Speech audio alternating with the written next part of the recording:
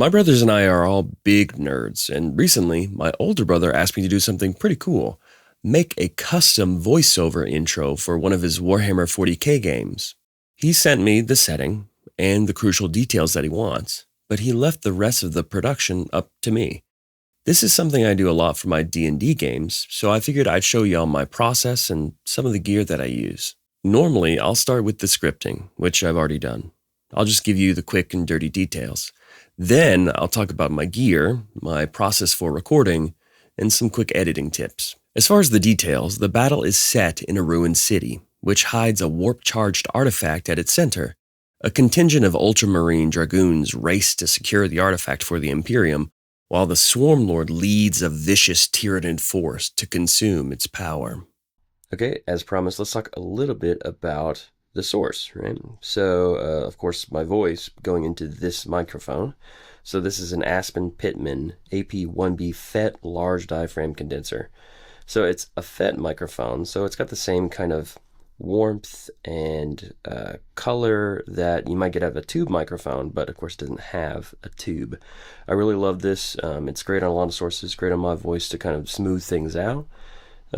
But no, this is a fantastic microphone that I recommend to anybody. It's also not that expensive either. Next, let's talk about my channel strip. This is what my mic goes into. So it's not just a preamp, it's a full channel strip. So you've got, of course, the preamp section. You've got tube saturation because it is a tube channel strip. You've got a de-esser, transient designer, which SPL is actually kind of famous for. Compression, EQ, including an airband. So with the exception of a noise gate, this channel strip has everything. And honestly, plug-in noise gates are so good. I'll show you guys later, but you don't really need one on board, right? That goes into my solo VLA. So this is like a combination compressor, opto and FET. So you can kind of change the color depending on what you're looking for. But it's a really good compressor. We'll start from the beginning. My voice into the mic, into the channel strip, into the compressor, and then finally switching over here, you've got my Focusrite Claret Plus 8 Pre audio interface. Oh gosh, that's a mouthful. But yeah, great clean preamps, great converters for my studio monitors. So it's just a really good audio interface for the money. And then that all flows into, I don't know if you guys can see it, Logic is my DAW of choice. Okay, so I'm going to walk you guys through kind of my process. I've already chopped up, I've recorded and I've chopped up the voiceover, which is the first kind of step. I need to chop it up a little bit more, but I just wanted to get the sections right. So I'll walk you through kind of my plugins. We've got the NS1, which is one of my favorite noise gates. It's set very low because my studio is pretty well treated, and I just wanted to catch like the little stuff. Then we've got the RX Elements D-Click. These are my settings.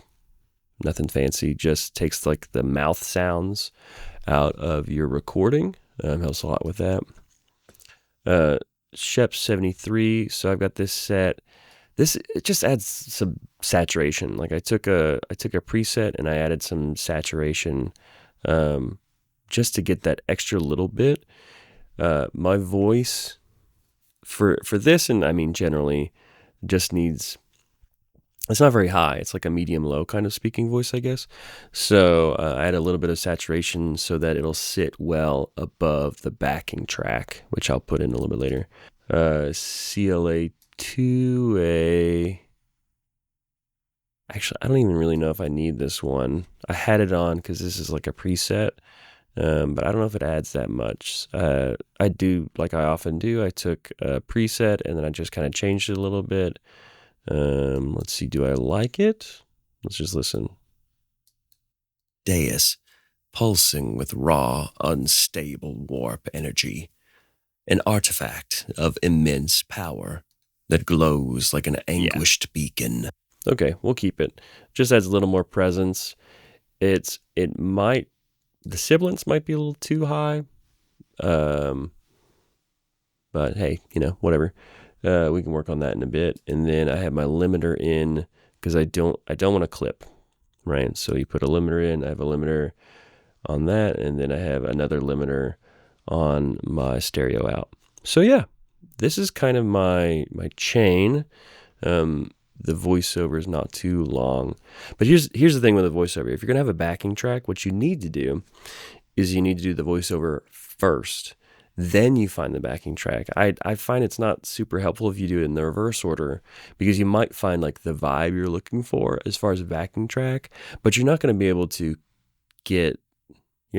like put the rhythm of the speaking voice onto the backing track.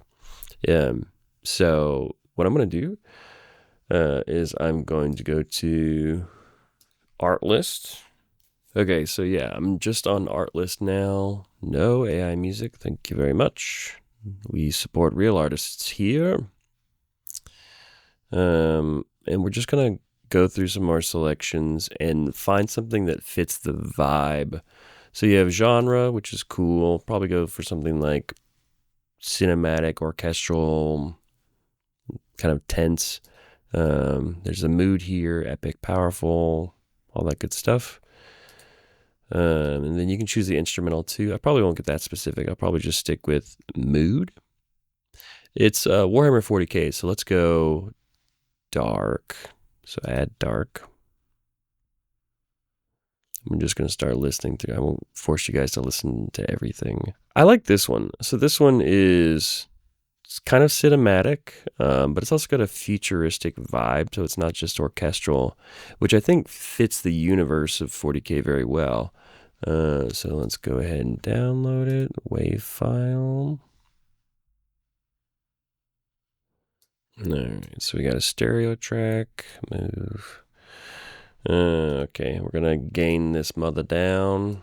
Probably down -20 to 25 usually works pretty well for like getting initial gain staging. A broken city decays on the long forgotten face of this world. With these little kind of pauses in between, I want to avoid any kind of unnecessary breath noises or clicking sounds or whatever. So I'm just going to go ahead and remove them because you don't need them. If you don't need them, it's just going to add more to your noise floor, and we're not going to do that. We want a nice, clean recording. I think this is going to be the end of what I go show you guys for editing, because the rest of it's kind of boring. Just finding the rhythm and getting the pacing correct and getting, gain staging right. But if you guys want to hear the final product, stick around to the end of the video and you'll find out. But yeah. Well, thanks for sticking around for the voiceover. Be safe, y'all. I'll see you later. It is done. The enemy has been crushed. Their flesh repurposed. The artifact now belongs to the swarm. Through it, the will of the hive expands. All is as it must be. We spread and consume. We are endless.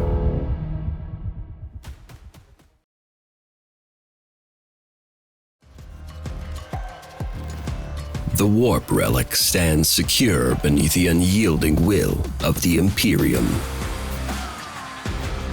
Let this battlefield stand as a monument, not to destruction, but to duty. The enemy came seeking power. They found only annihilation.